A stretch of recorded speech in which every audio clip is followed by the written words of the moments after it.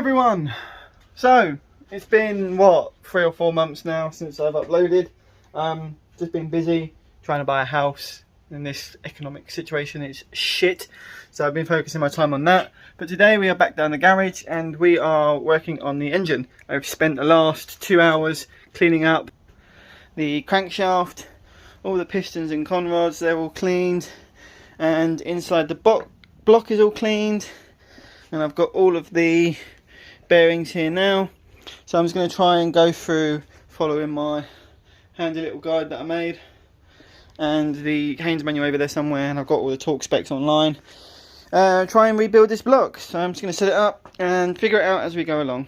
So I did have to watch back one of my old videos to figure out in what orientation do these go. I believe, well, I know it's number 3 in the middle with the thrust washers. Obviously it goes in the middle, you've got to line up those to that.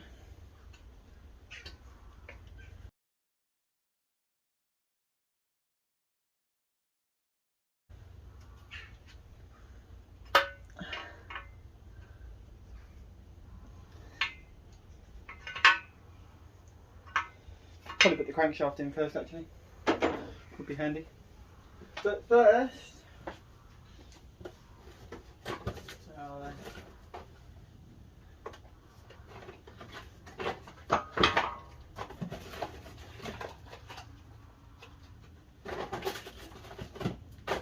we need to put the new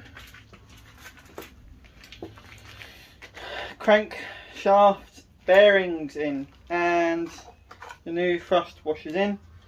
Need to put the uppers in here. That would make more sense because that's where the oil jet is. Okay. Right. Ones with the holes in it go in here. Just going to give them a wipe down. I'm going to get a clean towel.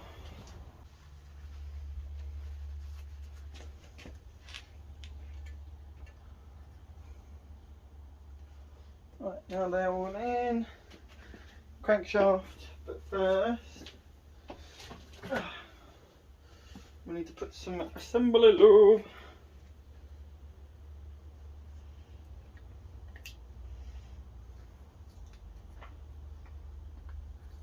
I hate these bottles. Ugh, it's green. Just some assembly lube. Got a nice coating.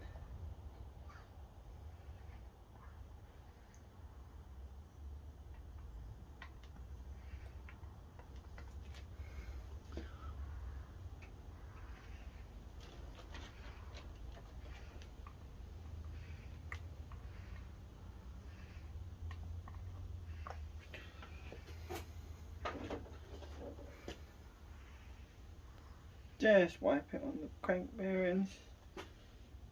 Loads on that one. Just gonna wipe some more on there.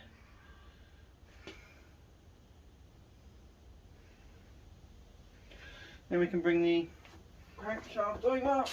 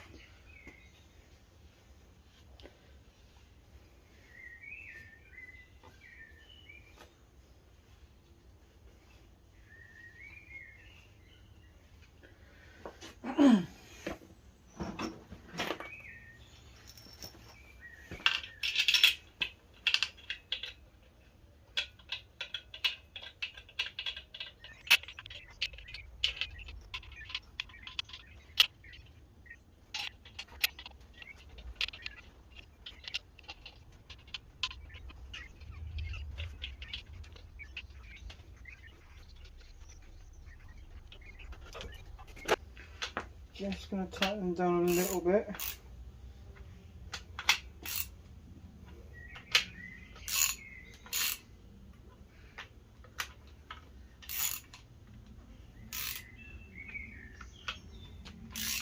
Now the guide doesn't say you have to replace these crankshaft bearing bolts, so I'm not going to.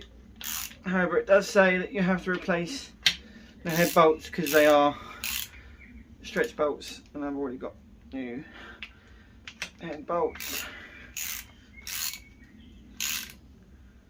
Alright, let's have a look what it says on the instructions to tighten the main caps down to. It says main bearings, renew nuts, no. Main bearing stage 1, 65 degrees, 65 newton meters, and then 90 degrees for stage 2.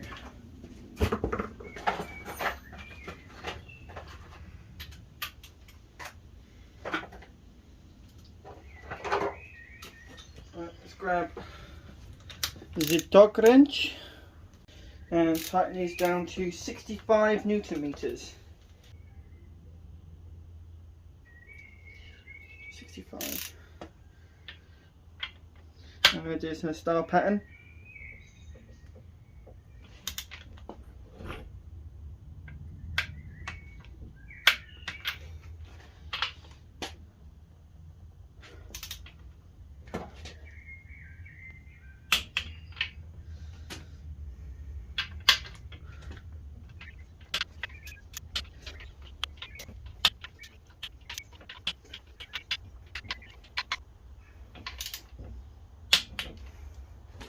Well, that is the crank all put in. Oh, that was a heavy doing that. So you've got to tighten all these bolts in a crisscross pattern to 65 foot-pounds, and then do another 90-degree turn. So you've got to go 90 degrees that way, all in a crisscross pattern again, so it's fully tightened down. And if you use enough engine assembly lube, you can turn it over by hand, and if it's silent, we're all good.